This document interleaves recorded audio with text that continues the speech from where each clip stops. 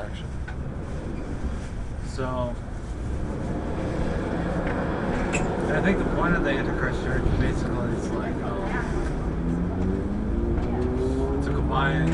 I mean, like when I wrote the Antichrist Bible, it's basically combining all religions into one book, and basically making it to where you can use like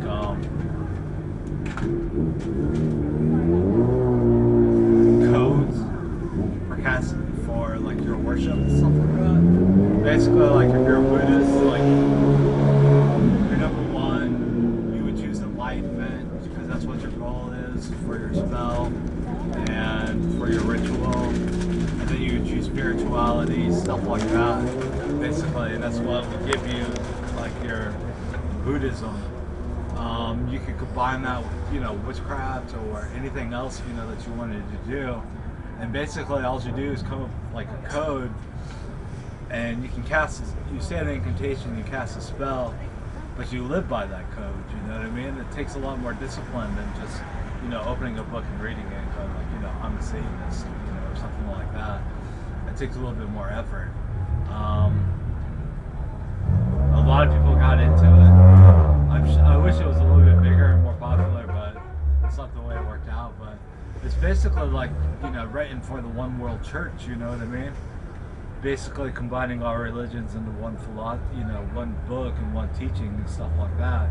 I know it's under the Antichrist. Maybe that's like, you know, the adversary to the God of the one world religion, or either that, or, you know, the coming of the Antichrist is the God of the one world religion.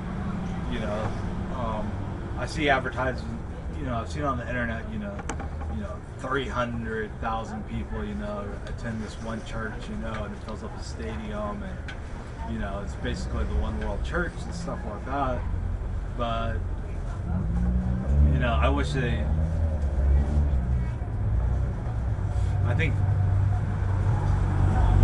a lot of the one world church, you know, a lot of that has to do with like, you know, basically building the fundamentals of, you know, a one world religion, you know, under one person, you know, and that person would be the Antichrist. That's the only way I can see it happening. You know, like basically, you know, the start of the one world church was, you know, or the Oprah church, you know, was the start of, you know, the rise of the church of the Antichrist, basically. Because ever since I've seen the,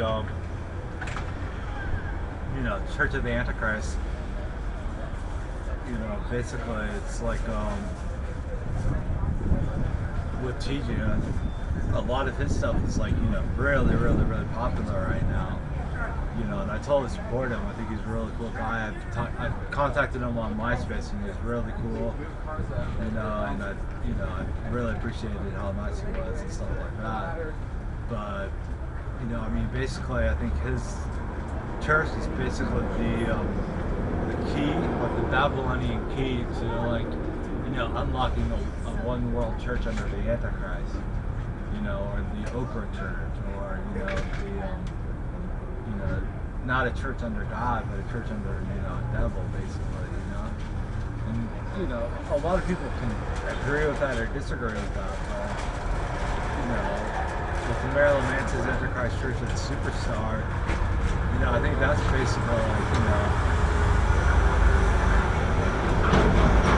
that could be taken a lot further, you know, and I think, you know, Marilyn Manson, you know, big celebrity wanted to do it, they could start the one world church, you know, basically, you know, like Marilyn Manson, all he'd have to do, you know, is, you know, basically say, you know, here, you know, buy the Antichrist Bible or something like that, you know, live by the code, you know what I mean, have your own code to live by, you know what I mean, and,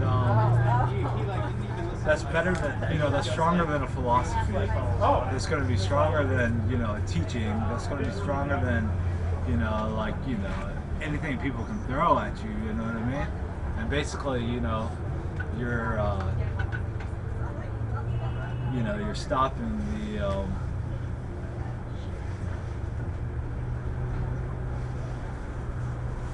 you know, the chain of reaction of Christianity, you know, from basically taking over the world.